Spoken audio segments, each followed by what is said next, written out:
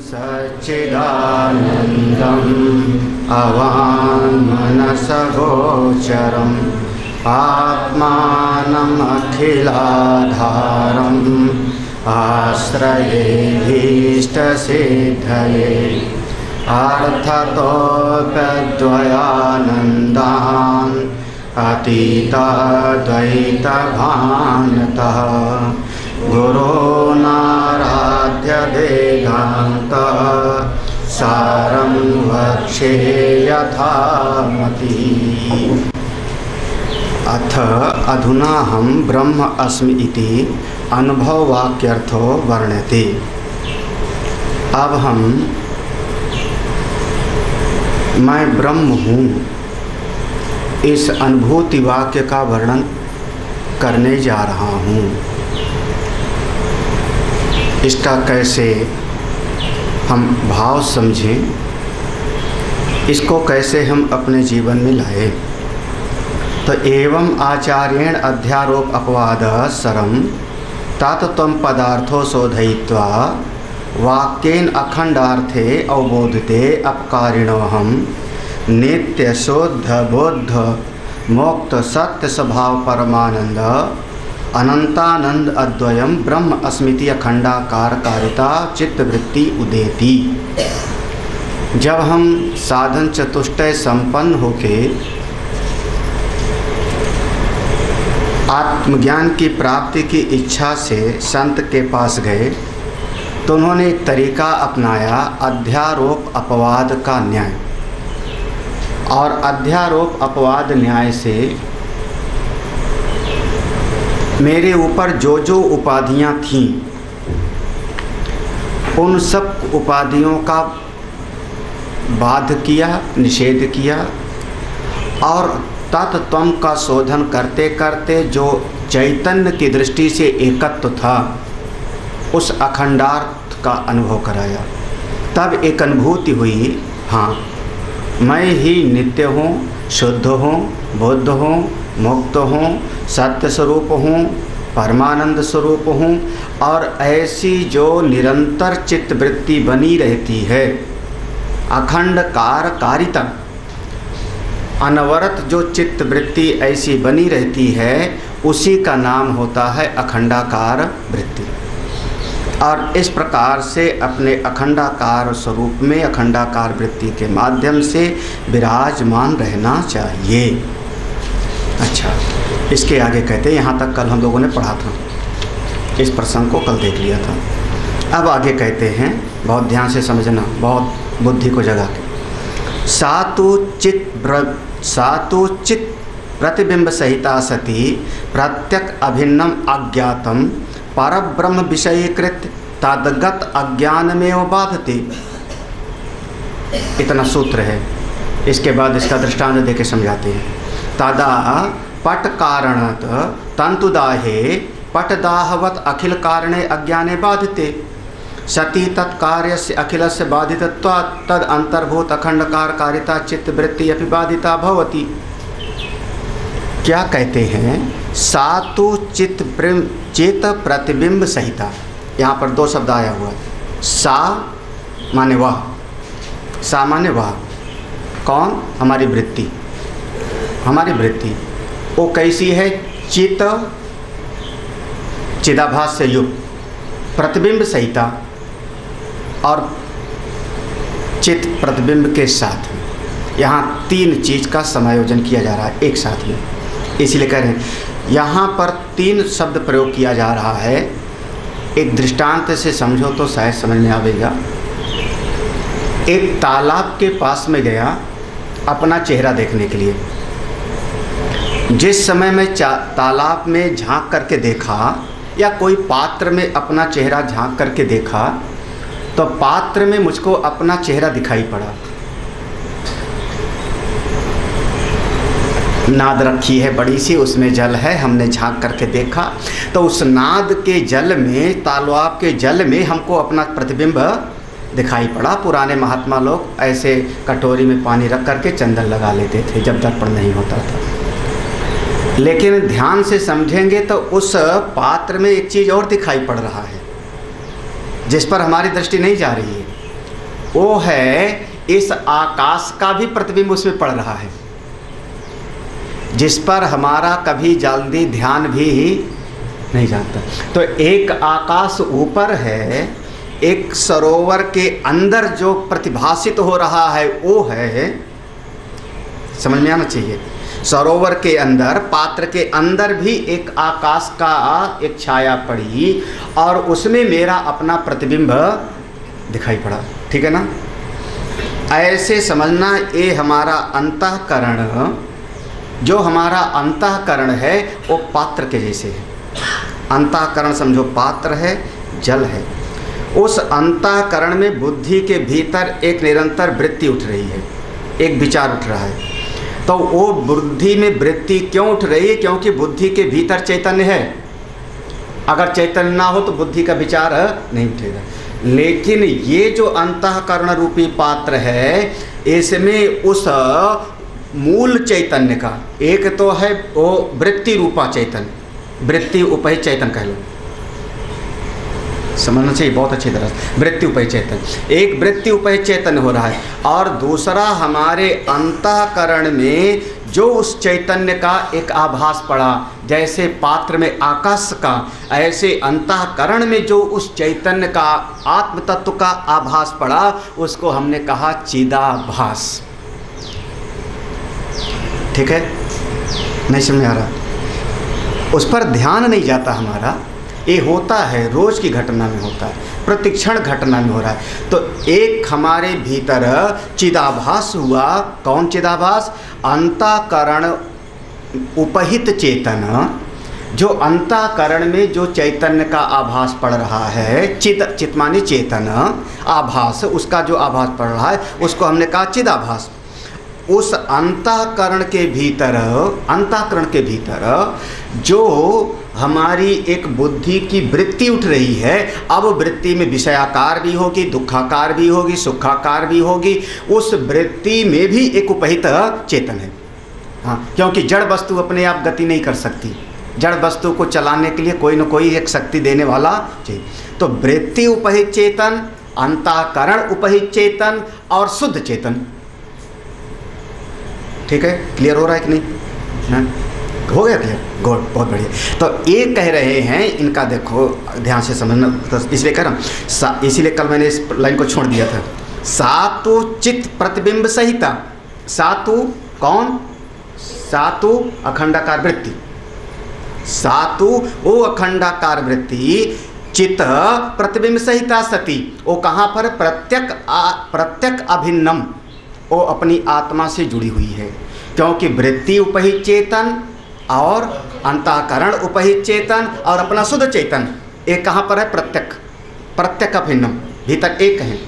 हाँ हाँ, एक किसको करते हैं? जब वृत्ति उपहित चेतन होता है। और जब हमने सुना कि मैं आत्मा हूँ, मैं ब्रह्म हूँ, मैं सत्य हूँ, तो ये वृत्ति उपहित चेतन करती क्या है?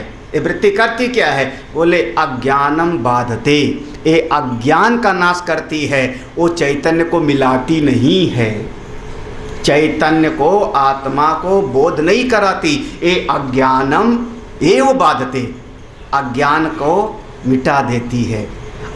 अच्छा, अज्ञान मिट गया तो अपना जो स्वरूप है वो, हाँ भाई, नेत्र का मोतियाबिंद, नेत्र का मोतियाबिंद नंबर 1 समस्या है। दूसरी समस्या है बादल का टुकड़ा। ठीक है, हाँ, नेत्र का मोतियाबिंद, बादल का टुकड़ा। और तीसरी समस्या है हमारे देखने की इच्छा।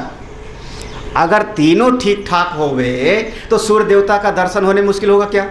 हाँ, बादल का टुकड़ा ना होवे, आँख का मोतियाबिंद ना होवे, प्लस मेरे मन में देखने की इच्छा होवे, तो सूर्य देवता तो दिखाई पड़ रहे हैं। तो सूर्य देवता को देखने के लिए हमको किसी लालटेन की ज़रूरत नहीं। ये 3 बाधाएं मिट जाएं बस।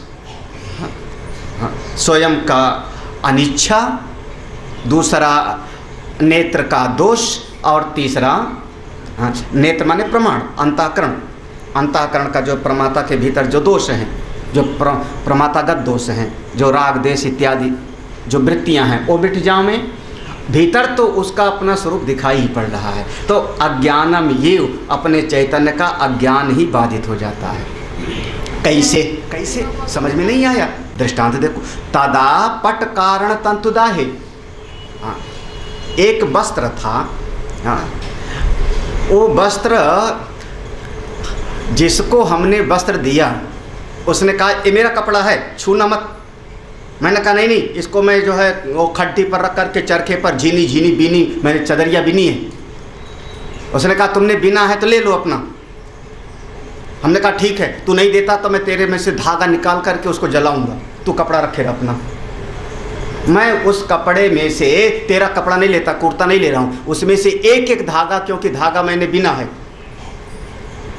खड्डी पर, एक एक धागा निकाल करके और उसको जलाऊं, तो बेचारे के पास कुर्ता कहाँ रहेगा? हाँ? धागे के कारण ही कुर्ते की सत्ता थी। हाँ? अगर उसका धागा निकाल करके मैं जला दूं तो कुर्ता नाम की कोई चीज़ उसके पास है नहीं। कोई करे तदा पट कारण तंतुदाहे पट दाहवत। हाँ? क्योंकि पट का वस्त्र का कारण कौन? वो धागा। धागे को हमने जलाया तो पूरा का पूरा वस्त्र ही जल गया। जो कारण ही चला गया तो कार्य अपने आप चला गया। तो सारे जगत का अखिल कारणे अज्ञाने बाधिते, सारे जगत का जो मूल कारण क्या था? अज्ञान। जब उसका बाध हो गया तो बाधते सती तत्कार्य से अखिलस्य बाधितत्वात्। जितना कुछ एक ब्रह्मांड था, कौन कौन सा गिनाया था? 3 शरीर, 3 गुण, 5 महाभूत, 14 भुवन, 4 प्रकार के जीव, ये जितना था अखिल कारण। हाँ, अखिलस्य बाधितत्वात्, सबका सब बाधित हो गया, नष्ट नहीं हो कह रहे हैं। हाँ, अखिलत्वात् बाधित। बाधित कहते हैं दिखाई भले पड़ता रहे, हमारी बुद्धि में बोध हो गया कि सही नहीं है। आकाश का नीलापन बाधित है। नष्ट होना माने गायब हो जावे, नज़र से दिखावे ना पड़े, तो उसको कहते हैं नष्ट होना। और बाधित एक शब्द है जिसको हम कहते हैं भले दिखाई पड़े लेकिन हमारी बुद्धि में होश आ गया कि ये चीज़ अब सही ही नहीं, झूठा दिख रहा है, तो सारा का सारा ये जगत भले दिखाई पड़ता रहे, बाधिता भवति। क्यों? अंतर्भूत अखंड कार्यकारिता चित्तवृत्ति। अच्छा, ये सारे जगत का विनाश कर दिया जब चित्तवृत्ति ने, बाधित कर दिया सारा जितना था, 5 महाभूत, 3 शरीर, 14, सबको बाधित कर दिया। तो चित्तवृत्ति जो थी, वो जो अखंडाकार वृत्ति थी, वो भी स्वयं अपने स्वरूप में जाके लीन हो गई, वो भी अपने आप में जाके समा गई। हाँ, उसका इतना ही काम था, बस अखंडाकार वृत्ति का इतना ही काम था। कुछ दवाइयाँ ऐसी होती हैं जो शरीर का रोग खत्म करके स्वयं भी। हाँ, आजकल एक नया ऑपरेशन में नया धागा आया है, पहले टाँका कटवाना पड़ता था, बहुत सारे अब एक नया धागा आया है जो धागा को कटवाना नहीं पड़ता, बल्कि शरीर के साथ वो अपने आप ही है ना, सुना ना, वो वाला है। ऐसे दृष्टांत से समझ में आ जाता है ना। बहुत सारी दवाइयाँ हैं जो हमारे रोग को दूर करती हैं, स्वयं वो पेशाब के रास्ते बाहर हो जाती हैं, स्वयं खत्म हो जाती। ऐसे अखंडाकार वृत्ति हमारी समस्या को शांत किया, और चित्त वृत्ति अपि, ये चित्त वृत्ति भी बाधित हो जाती है। कुछ दृष्टांत से समझाओ ना, तो कहते हैं दृष्टांत देखो।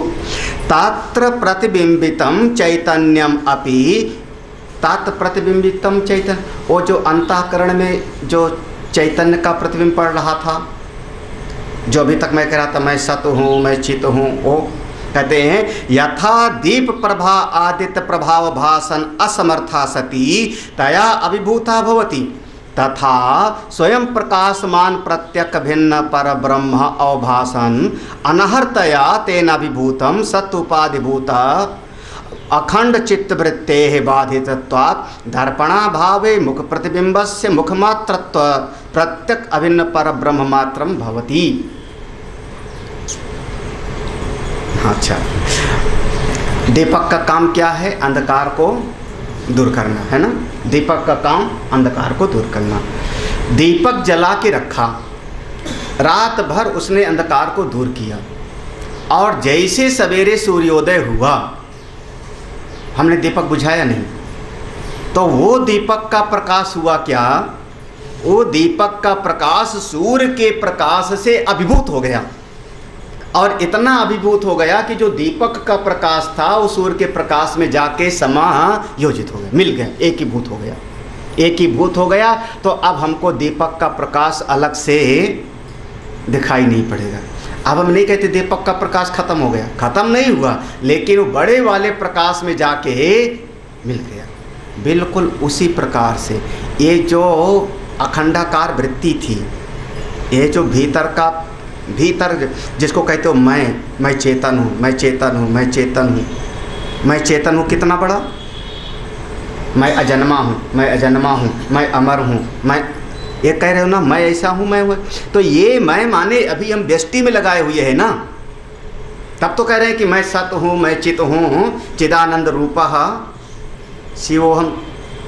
ये जो व्यष्टि जो चेतन है, ये तत्र प्रतिबिंबितम, ये व्यष्टि चेतन प्रतिबिंब है। ये चैतन्य भी जैसे दीप प्रभा आदित्य प्रभाव अवभाषण असमर्था, जैसे ये दीपक उस सूर्य को प्रकाशित नहीं कर सकता, असमर्था सती, क्योंकि सूर्य के प्रकाश में अभिभूता भवती, ये स्वयं अभिभूत हो जाता है। उसी प्रकार से जो छोटा सा मैं चेतन हूँ, मैं चेतन हूँ, ये संसार का रूप रंग दिखाता रहता है, लेकिन जब अपनी आत्मा की तरफ जाता है तो अभिभूत हो जाता है।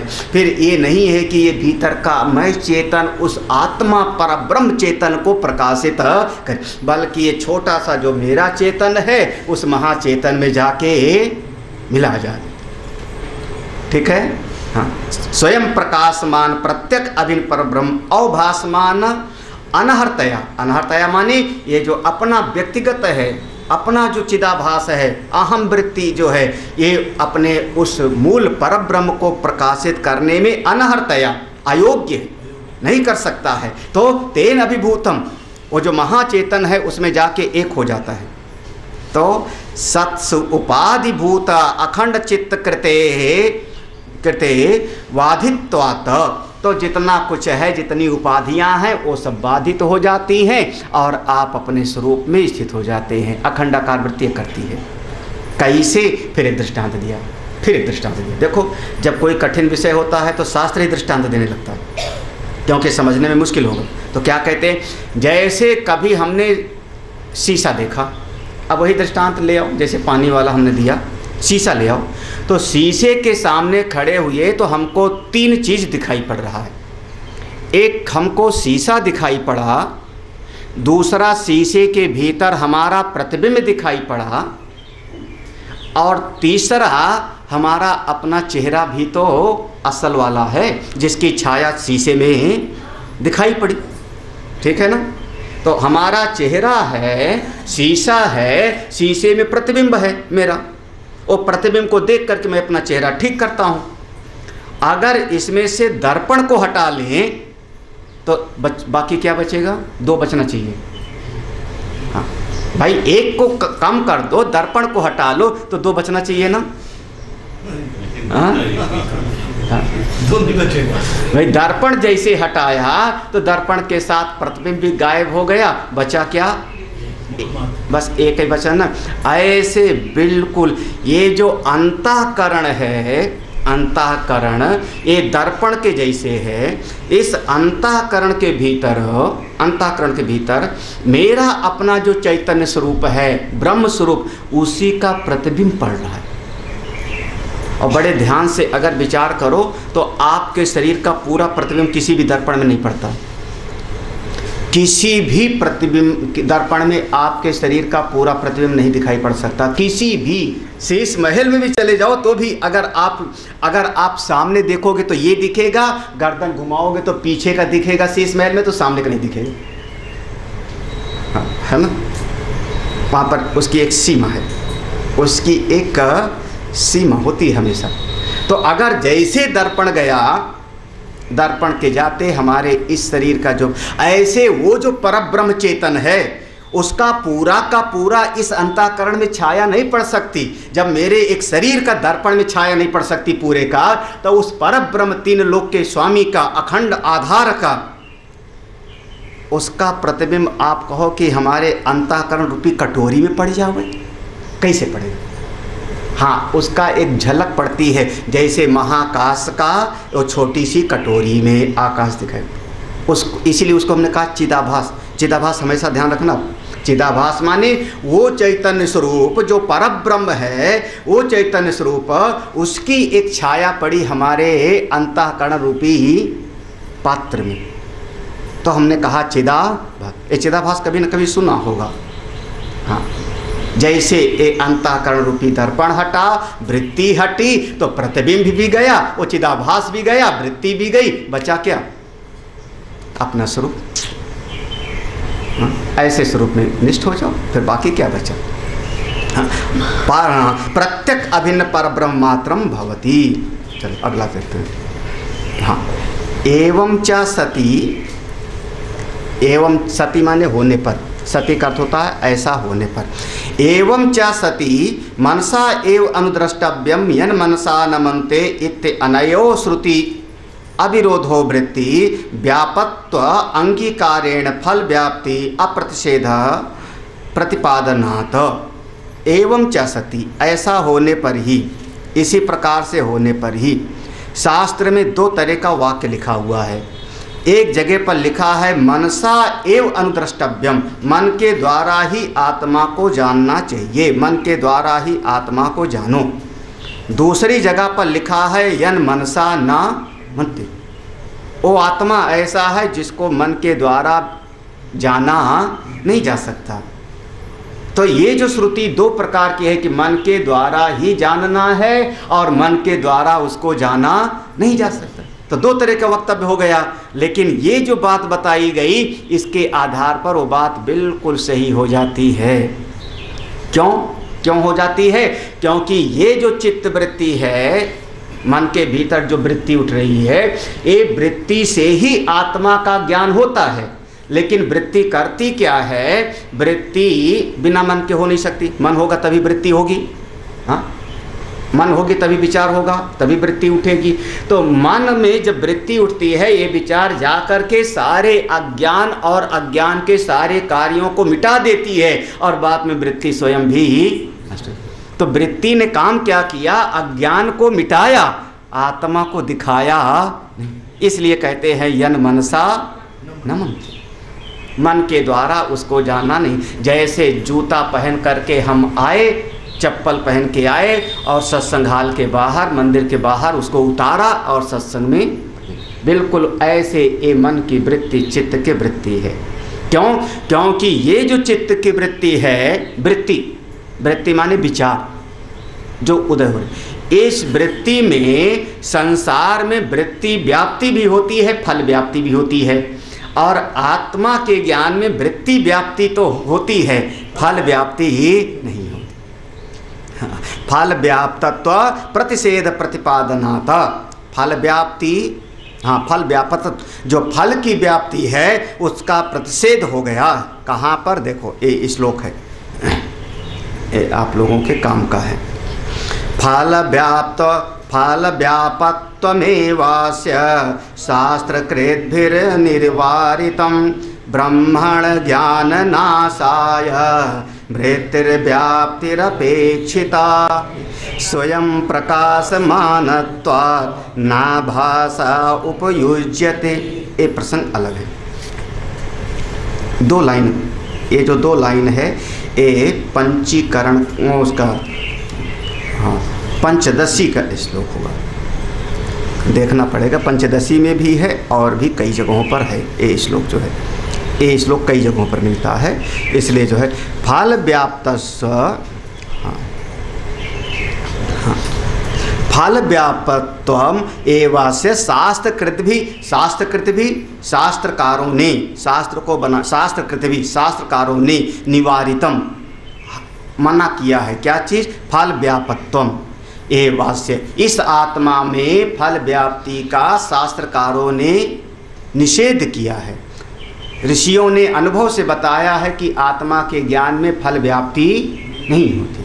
नीचे वाले ब्रह्मण ज्ञान, ब्रह्म के ज्ञान में, और वैसे यहाँ पर अज्ञान है, ब्रह्मणि अज्ञान नाशाय, ब्रह्म के जो अज्ञान है उसके नाश करने के लिए वृत्ति व्याप्ति अपेक्षित, वृत्ति की अपेक्षा होती है। हाँ, एक दृष्टांत से समझो तो समझ में आ जाएगा। हम इसको आगे बताते हैं, दृष्टांत से समझो। इसमें क्या है पोथी में? पोथी क्या है? हाँ, क्या है इसमें? हाँ, क्या है इसमें? हाँ? है, कोई लिखावट है। इसका मतलब इसमें क्या है? इसका है अज्ञान, ठीक है ना? इसमें क्या है? इसका अज्ञान है ना, ठीक है? समझ में आ रही बात है ना? आपकी देखो, अभी तक शायद इस पर ध्यान भी नहीं गया होगा क्योंकि हमारे ऊपर ध्यान था। जैसे मैंने कहा तो आपके चित्त की वृत्ति आँख से निकली, आँख से निकल कर के यहाँ पर आई, इसके चारों तरफ व्याप्त गई। क्योंकि अब ये जब चारों तरफ व्याप्त गई इसके, तो इसको हमने कहा वृत्ति व्याप्ति, ठीक है ना? चारों तरफ व्याप्त गई। अब हमारे चित्त ने अपने भीतर की फाइल से मिलान करना शुरू किया। ये वृत्ति इतनी लंबी, इतनी चौड़ी, इतनी मोटी पोथी कोई है, उसको ला करके भीतर लाया और भीतर जितने शास्त्र का याद हमारे भीतर है, सेकंड के 100वें हिस्से में, 1000वें हिस्से में मिलान कर डाला उसने। भागवत इतना मोटा नहीं होता, इतना मोटा होता है। रामायण भी इतना मोटा होता है। गीता छोटी होती है, छोटी होती माने गीता नहीं, मोटी होती तो भागवत होती है ना? उपनिषद तो पतला पतला होता है ना? समझना। अब मतलब अब आपकी चित्तवृत्ति ने पूरा मिलान कर डाला, और पूरा मिलान करने के बाद में अब वो चित्तवृत्ति ने कहा इस साइज का कोई शास्त्र हमारे चित्त में इसकी यादाश्त नहीं। हाँ, इसका नाम हुआ फल व्याप्ति। और अगर आपके चित्त ने चित्तवृत्ति आई, यहाँ पर आके इसको देखा, तो एक काम हुआ, इसका अज्ञान हटा, सामने कोई चीज़ है, अज्ञान हटा। उसके बाद तुरंत अब दूसरी वृत्ति अंतःकरण उपहि चेतन, चित्त उपहि चेतन भीतर से इस चीज़ का इस चीज़ से मिलान करता है। और जब मिल गया तो हमने कहा हाँ अयम घटः, ये घड़ा है, ये सुराही है, ठीक है? ये जब बोध हो गया तो इसका नाम हुआ फल व्याप्ति।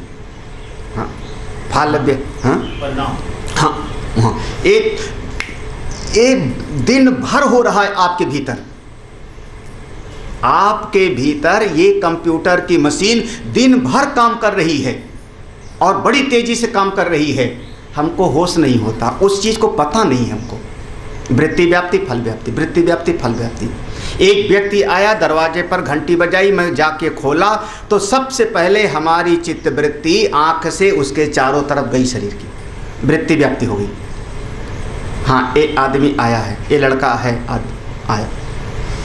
अब उस लड़के के चेहरे से फिर हमारे भीतर आया और हमने जितनी यादाश्त थी सब में मिलान करना शुरू किया। कौन है कौन है कौन है कौन है कौन है कौन है कौन है कौन है कौन है, पूरी फाइल ढूंढ डाली अपने भीतर।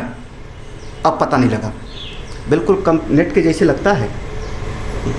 आप लोगों को शायद होश नहीं है, जब आप मोबाइल पे गूगल पे एक नाम टाइप किया, एक गूगल पे एक नाम टाइप किया, स्वामी अभयानंद सरस्वती, क्लिक इंटर किया, सर्च। इसके बाद काम क्या हुआ? हाँ, जो कंप्यूटर वाले हैं, इस इतना किया आपने फेसबुक पर, गूगल पर, व्हाट्सएप पर, कहीं पर नाम टाइप करके डाला तो हमारा मोबाइल उसको डिजिटल में बदलेगा। वो जो वर्ड फेम में था स्वामी SW, उसको डिजिटल में बदलेगा। और हमारा मोबाइल बदल करके हमारे मोबाइल का जो टावर लगा हुआ होगा आसपास में, वहाँ भेजेगा। वहाँ का जो टावर होगा लगभग आपको बताऊँ, जो यूनिनार, डोकोमो, एयरटेल वाले हैं, ये सब किराए पर लिए हुए हैं, सब किराए पर हैं। हाँ, उनका जो टावर होगा वो उनके जो किराए पर लिए हुए मेन सर्वर BSNL के चंडीगढ़ भेजेगा। ये आदमी जो है ये स्वामी अभयानंद सरस्वती को ढूंढ रहा है। हाँ, उत्तर भारत का पूरा main server super computer Chandigarh में। हाँ, तो वहाँ भेजा, चंडीगढ़ भेजा। चंडीगढ़ से अब उसने जो है स्वामी अभयानंद सरस्वती कहाँ है, उसने फिर से वहाँ से उसको डिजिटल फॉर्म में वहाँ से भेजा और वो सीधे चला गया। अब जाके अमेरिका पहुँचा, जो समुद्र के नीचे नीचे केबल बिछे होंगे, जहाँ पर उसका मेन सेंटर है गूगल का, वहाँ पहुँचा अमेरिका। अमेरिका में एक उनका जो है स्टोर रूम है इस फॉर्म में, जहाँ पर दुनिया भर की सारी जानकारी इकट्ठी है। अब वो मशीन जा कर के उसके स्टोर रूम में जाके ढूंढना शुरू किया, स्वामी अभयानंद फाइल, स्वामी अभयानंद फाइल, स्वामी अभयानंद फाइल, यूँ पूरा फाइल ढूंढ डाला और पूरा फाइल ढूंढ करके गिन डाला 10, 20, 50, 100। और फिर उसने मैसेज भेजा चंडीगढ़ सर्वर, उसने वो किराए वाले को भेजा, किराए वाले ने हमारे मोबाइल पर भेजा, कंप्यूटर पर, और तब कंप्यूटर ने बताया स्वामी अभयानंद नाम की 10,000 फाइल है, बताओ कौन सी खोलनी। हाँ, आपने टाइप किया और उसके मेरे ख्याल में कभी कभी तो अगर 3G है तो 10 सेकंड में आ जाता है पूरा। 3G जिसके पास में है, जैसे टाइप किया, नाम इंटर किया, 10 सेकंड के अंदर वो आपको रिजल्ट बता देगा, है ना। 10 सेकंड में कितना काम हुआ। हाँ, ये हमारे शरीर की मशीन सुपर कंप्यूटर है, हम लोग जल्दी समझ नहीं पाते। ये आप आए जैसे आए तो अब लगातार हर क्षण हो रहा है। आपकी चित्त वृत्ति निकल के मेरी उंगली पर आ रही है, वृत्ति व्याप्ति हो रही, फिर इसके बाद उंगली से वापस गई आपकी वृत्ति। अब फिर आपने अनुभव किया कि स्वामी जी ने ऐसा उंगली किया तो मतलब क्या है, ऐसा क्या, वो वृत्ति भीतर जा करके उसको टैली करती है, तब समझ में आए कि इसको ऐसा किया तो इसका ये मतलब है, ऐसा किया तो मतलब है। हर क्षण वृत्ति व्याप्ति हो रही, फल व्याप्ति, वृत्ति व्याप्ति, फल व्याप्ति। और कोई क्षण ऐसा कोई हम हाथ कर दे में जिसके बारे में पता ना हो तो आप कहोगे हाँ एक कुछ तो हुआ लेकिन पता फल व्याप्ति। हाँ, जैसे मैं शब्द प्रयोग कर रहा हूँ, जैसे शब्द प्रयोग कर रहा हूँ तो आपके कान से वृत्ति निकल रही, अब आँख से नहीं, आपकी चित्त वृत्ति कान से निकल रही, कान से निकल करके हमारे शब्द के वाक्य को व्याप्त कर रही, वृत्ति व्याप्ति, और पूरे वाक्य को व्याप्त करके भीतर टैली कर रही है। भीतर जितना भरा है ये वाक्य का मतलब क्या है, वाक्य का मतलब क्या है, और फल व्याप्ति होगी, पता लग गया हमको एक क्षण में, क्षणों में भी कम। हाँ, क्योंकि जैसे मैं सुन रहा हूँ, बोल रहा हूँ, आपको पता लग रहा है क्या बोलूँ, और इसी में से कोई एक शब्द ऐसा बोल दूं जो आपके कानों को सुनाई पड़े, वृत्ति व्याप्ति हो गई, भीतर कहीं उसको पता नहीं लगा क्या है, क्या क्या है, तो पता नहीं स्वामी जी ने क्या बोला, कुछ समझ में ही नहीं आया, है ना। स्मृति रूपा परत्र दृष्टाओ भाषा, स्मृत रूपा परत्र दृष्टाओ भाषा, समझ में आया, आया समझ में नहीं। अच्छा, सुनाई पड़ा ना कानों को, सुनाई पड़ा ना, माने वृत्ति व्याप्ति हुई क्या, कान से हमारी चित्तवृत्ति गई, पूरे वाक्य को सुना। आप लिख भी सकते हो स्मृति रूपा परत्र दृष्टाओ भाषा, लेकिन अब भीतर उसके बारे में कोई समझ नहीं है तो फल व्याप्ति ही नहीं, है ना। ऐसे जिंदगी में हर क्षण होता रहता है, हर क्षण। जब मैं साधना के मार्ग में आता हूँ, अब देखना, साधना के मार्ग में आए तो हमारे अंतःकरण की चित्त वृत्ति जो सत्संग से सुना कि मैं आत्मा हूँ, मैं ब्रह्म हूँ, जो श्रवण किया, हमारी चित्त वृत्ति हमारे मन से निकली। हाँ, मन से निकल करके जा करके जो श्रवण किया है उसको पूरा का पूरा व्याप्त किया। हाँ, मैं नित्य हूँ, मैं शुद्ध हूँ, मैं बुद्ध हूँ, मैं मुक्त हूँ।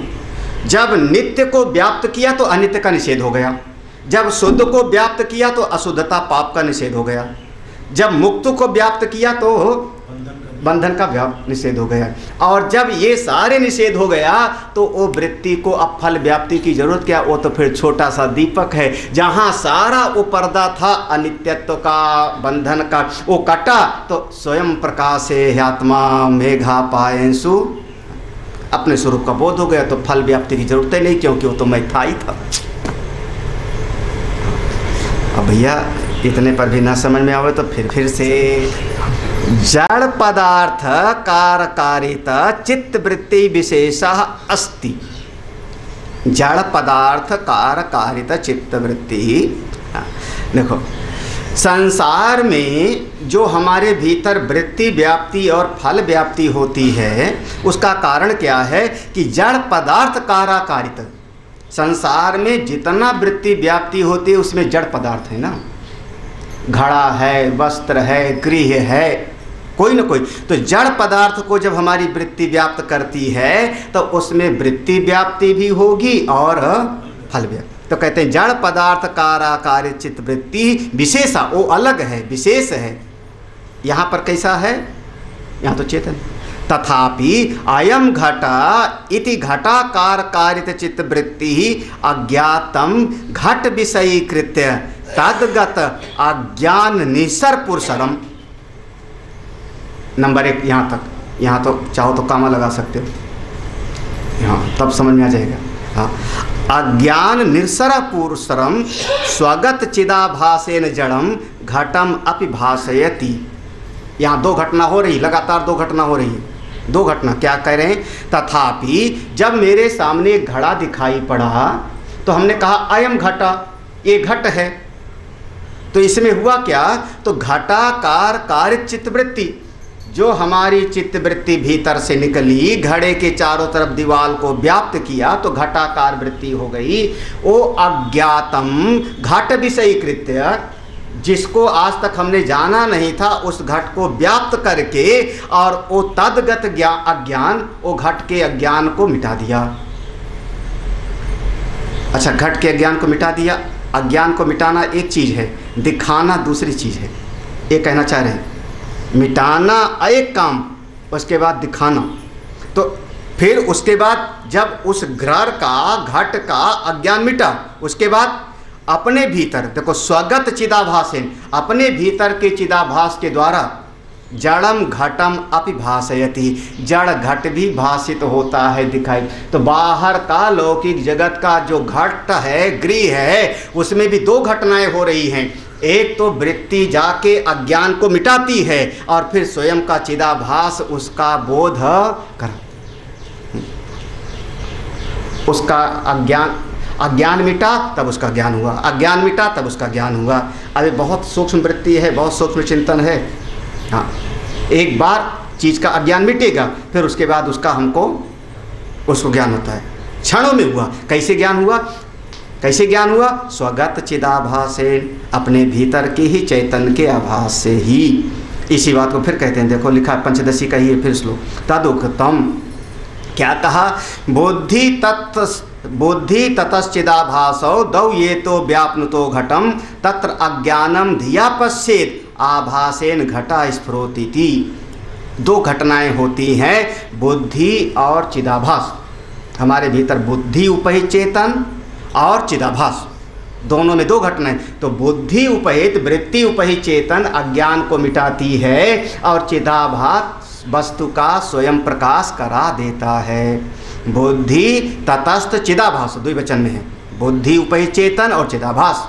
दौ ये तो दोनों जाकर के घड़े को व्याप्त करते हैं, लेकिन तत्र अज्ञानम धिया पश्येत, अज्ञान को मिटाता है बुद्धिवृत्ति, और आभासेन घटा, चिदाभास घट का ज्ञान करा देता है। समझ में आया क्या? नहीं आया? रोज हो रहा है, प्रतिक्षण घटना हो रही, प्रतिक्षण। मैं चश्मा लगाया हूँ कि नहीं लगाया हूँ? चश्मा लगाया हूँ कि नहीं लगाया हूँ कि नहीं? कैसे पता लगा? कैसे पता लगा? पता कैसे लगा? आपके भीतर की वृत्ति आई, आकर के हमको व्यक्त किया, तो एक बोध हुआ। कैसे बोध हुआ? वो अज्ञान मिटा कि नहीं मैंने देखा पूरा का पूरा, अज्ञान का पर्दा हटा, तो भीतर का चिदाभास ने कहा चश्मा लगाएं। अचानक अगले क्षण भीतर अज्ञान का पर्दा हटा, वृत्ति आई और चिदाभास ने कहा नहीं, चश्मा उतार दिया। तो जो प्रकाशित करने का काम है वो चिदाभास का, बताने का काम चिदाभास का, और पर्दा हटाने का काम बुद्धि की वृत्ति का। कोई कठिन थोड़े, बड़ा आसान है। ये तो चुटकी बजाने का खेल है, समझ में आ जाए तो। इससे ज़्यादा कठिन मैं कह रहा हूँ, मोटरसाइकिल चलाना सीखना है शुरुआती दौर में। महाराज जो गियर और एक्सीलेटर का समझ ही नहीं आता। कितनी बार जब गाड़ी बंद होती है, इंजन चलाना जब सीखते हैं तो सीख गए, उसकी बात नहीं, उससे ज़्यादा मुश्किल है। इससे ज़्यादा मुश्किल है, मैं सही कहूँ तो, बिल्कुल कटु शब्द कहूँ तो, इससे ज़्यादा मुश्किल है आप लोगों का फरे बनाना। तो हाँ, बहुत कठिन नहीं, बहुत आसान है, बहुत आसान है। बस एक बार समझ में आ जावे तो, कोशिश करके समझ ले तो क्या कठिन है। यथा दीप प्रभा मंडलम अंधकार गतम घटपटादिकम विषयीकृत तद्गत अंधकार निजसर पुरस्सरम स्वप्रभया तदापि भासयति इति। कोई कठिन है इसमें, देखो ना कितना आसान सा बात है। यथा दीप प्रभा मंडलम, हाँ, जैसे दीपक का वो प्रकाश है, वो दीपक वाला जो प्रकाश है वो कौन सा बड़ा काम करता है? दीपक का जो प्रकाश है वो घर के अंदर जो जो चीज़ें रखी हैं उनको प्रकाशित कर दिया, घर के भीतर जो जो चीज़ें उनको प्रकाशित करेगा, लेकिन सूर्य देवता को थोड़े प्रकाशित कर पावेगा। जब सूर्य देवता निकलेंगे तो वो दीपक का प्रकाश उसी में समा जाएगा। तो ऐसे आपके भीतर का जो चिदाभास है, अहम, मैं जानता हूँ, ये दुनिया छोटी छोटी चीज़ों को जानते हो, और जो आत्मा का बात आएगी तो मैं जानता हूँ, ये उसी में जाके समा। तो फिर कौन सी कठिन बात है? एवं भूता, बस इतनी सी बात है। इस प्रकार से नहीं समझ में आया, अभी भी नहीं समझ में आया, कोई बात नहीं, बड़ा धैर्य है महात्माओं को, संतों में बहुत धैर्य। इस प्रकार से भी अगर समझ में नहीं आया तो स्वरूप चैतन्य साक्षात्कार पर्यंतम, जब तक अपने उस स्वरूप का साक्षात्कार ना हो जाए तब तक श्रवण मनन निधिध्यासन समाधि अनुष्ठान से अपेक्षित ते अपि प्रदर्शनते। तेपी, तुमको नहीं समझ में आया ना, तेपी तुमको नहीं समझ में आया ना। शिष्य ने कहा नहीं समझ में आया। बोले कोई बात नहीं, अभी और श्रवण कर, अभी और मनन कर, अभी और निधिध्यासन कर, थोड़ा समाधि का अनुष्ठान कर, अभी तुझको ये करते रहना। ये लाइन तो कठिन नहीं है ना। हाँ? एवं भूत, ये इतना स्पष्ट है, स्वरूप चैतन्य का साक्षात्कार लेकिन नहीं हुआ तो जब तक साक्षात्कार ना हो जाए अपनी आत्मा का, जब तक स्वरूप का बोध ना हो जाए तब तक श्रवण मनन निधिध्यासन और समाधि ये करते रहो, इसका अनुष्ठान तेपि तुमको करते रहना। चेला ये ना कह देवे गुरु जी आप करो, दिखाएंगे, आगे बताए जाए, अभी आगे उसको और बताएंगे। तेपि तुमको करते रहना चाहिए, हाँ, मेपि नहीं है। हाँ, नहीं तो आप लोग तुरंत चश्मा मेरे ऊपर लगाओ, स्वामी जी आप तो कभी ध्यान करते नहीं। हाँ, साधना हमको करनी है, दूसरों को नहीं करवानी है। हाँ, नहीं तो तुरंत आदमी इतना ना समझे कि तुरंत गुरुवई जी पे सब लागू करेगा। अच्छा, गुरु जी कहते हैं गुस्सा मत करो, और गुरुवई जी दुर्वासा ऋषि। भैया जादूगर की जादू से उसका जमूरा और जादूगर को कोई फर्क नहीं पड़ता। तो जिसको अज्ञान है उसको साधना करनी है, जिसकी नासमझी उसको मिटाना है। ये मत कहो गुरुजी पहले अपना मिटाओ, और लगता है कि गुरुजी का ज्ञान नहीं मिटा तो दूसरा गुरु ढूंढो जो ज्ञानी हो। बस एक ही लाइन है। अगर ये लगता है हमको कि अभी गुरु जी का ही अज्ञान नहीं दूर हुआ है तो दूसरा गुरु ढूंढो, तीसरा गुरु ढूंढो, ज्ञानी गुरु ढूंढो, कहीं और हिमालय में चले जाओ, तमाम मिलेंगे। हाँ, लेकिन अपने अज्ञान को दूर करने के पास गुरु जी के पास जाओ। कभी ये मत देखो हाँ, वज्र मूर्ख हैं, वैसे आप लोग नहीं हो, अच्छे हो। हाँ, लेकिन ज़्यादातर लोग कहेंगे अच्छा इतना सत्संग सुनाने के बाद भी गुस्सा आता है। हाँ? घर का ध्यान नहीं रखते, सत्संग का क्या फायदा? समझते मुर्दा हो जाना चाहिए इसके बाद का। हाँ, सन्यासी मुर्दा हो तो ठीक है। इसका मतलब तो यही बाबू मुर्दा बना दिया है, मतलब सन्यासी माने मुर्दा, एक्सरे न करें। अब लोग तो यही कहते हैं, उसके मन में होवे खाने का लेकिन बिस्किट ना खावे बेचारा। बिस्किट खा ले हुए ट्रेन में तो ये कैसे के बाबा बिस्किट खा रहा है ट्रेन में, देखो गपा गप ठंडा पी रहा है। हाँ, कोका कोला पी रहा है, लिम्का पी रहा है, गाड़ी में चलता है, मोबाइल लिए। हाँ, आप बताओ बाबा जी, अरे ओडीसी बाबा जी मोबाइल ना रखें, बाबा जी गुरु जी टीवी ना रखें, गुरु जी को क्या जरूरत है, इतना आश्रम में बनवाए जा रहे हैं 6 महीना से। पता नहीं क्या क्या करते रहते, दिमाग खराब है गुरु जी का, चैन से बैठ नहीं सकते, 6 महीना से लेबर कम ही नहीं हो रहे हैं, खटर पटर। जिसको जिसको मन में आया होगा समझ लेना सब वज्र मूर्ख हैं। अगर आया हो कभी तो समझ लेना वो फिर उस शिष्य की पात्रता खत्म हो। क्यों? क्योंकि गुरुजी जो करते हैं वही सही है, नंबर 1। अब गुरुजी ऐसा क्यों करते हैं माने मैं सही, गुरुजी ऐसा क्यों करते मतलब हमारा विचार सही, और अगर हमारा विचार सही इसका मतलब अभी आपको किसी और गुरु की ज़रूरत है। किसी ऐसे गुरु के पास जाओ जहाँ पर क्वेश्चन ना हो, जहाँ पर आपके सारे प्रश्न गिर जाएं, ढूंढ। हाँ, नहीं तो गुरुजी जो करते हैं सो, चाहे वो कहें ये खंभा बनाओ तो भी अच्छा, और कहें तोड़ दो, जो कुछ भी है, लेकिन फिलहाल गुरुजी जो करते हैं वो सही करें। मतलब गुरु के साथ मशीन की तरह रहे, अकल उसमें निकाल दे बाहर।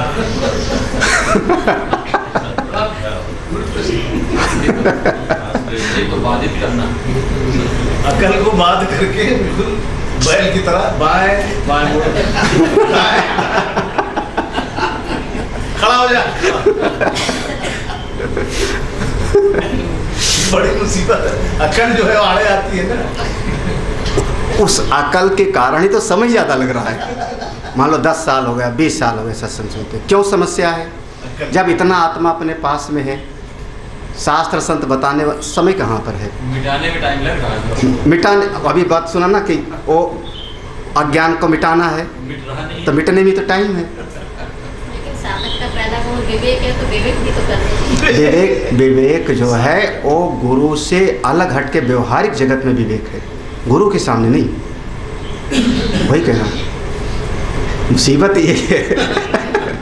भाई अगर मान लो यहाँ बैठे हो, 10 लोग बैठे हो, 10 अपना विवेक लगाओगे तो मैं पढ़ाऊँगा क्या?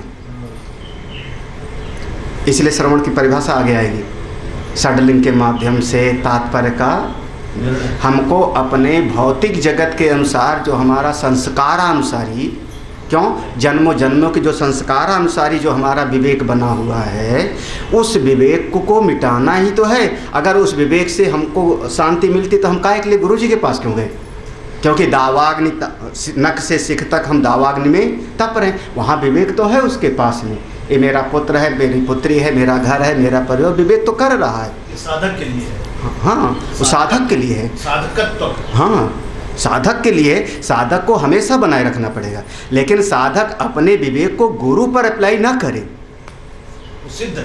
वो सिद्ध होवे ना होवे। अच्छा। अगर आप, सीधा कह रहा हूँ, गुरु सिद्ध है कि नहीं है, नहीं भाई, आपने गुरु स्वीकार किया है तो अपने विवेक को गुरु पर अप्लाई मत करो। अगर आपको लगता है कि हमारा विवेक गुरु पर अप्लाई होवे तो आपको दूसरे गुरु की फिर ज़रूरत है। क्योंकि हमको अपने गुरु के विवेक में अपने विवेक को मर्ज करना है।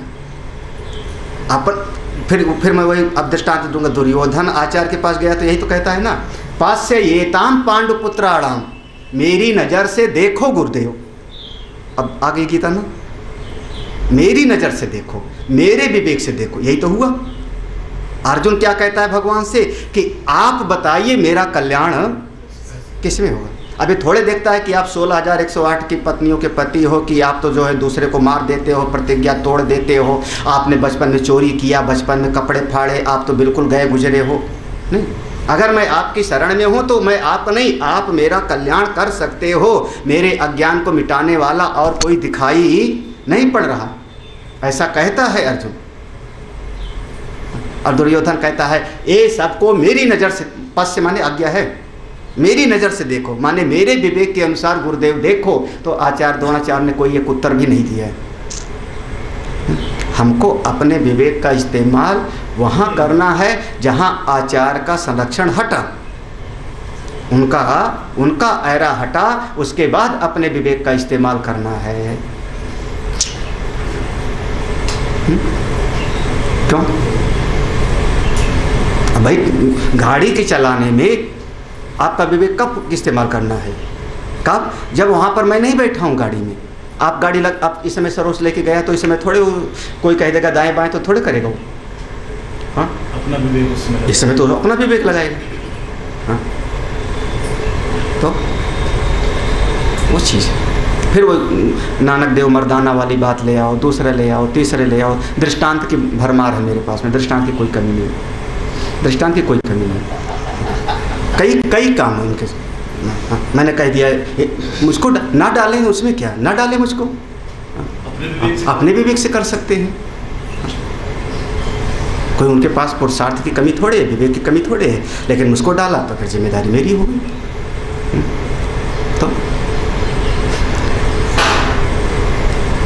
तो वो चीज़ है। हाँ जी, तो एवं श्रवण मनन करते। तो चलिए, नहीं ज्ञान हुआ तो श्रवण मनन करते रहो। क्या हुआ? अब ये शाम के विषय कठिन वाला हो गया समाप्त। मैं यहीं तक पहुंचना भी चाह रहा था, घबराना मत, ये आसान है समझाना। वेदांत का साधक मुड़ मुड़ा के बैठता है ना। मुंडा को मुड़ मुड़ा के माने दुनिया की जिम्मेदारी, दफ्तर, घर, परिवार का जिम्मेदारी छोड़ के बैठता है। ये नहीं ख़त्म करो फिर दफ्तर जाऊं, वो वेदांत का साधक सही नहीं होता, गड़बड़ है। इसीलिए सन्यासियों की विद्या है। सन्यासी माने जब मन हुआ तब पढ़ाना शुरू कर दिया, जब मन हुआ तब तो पढ़ाएंगे। वो जो घड़ी के टाइम से चलने वाला वो विद्या नहीं।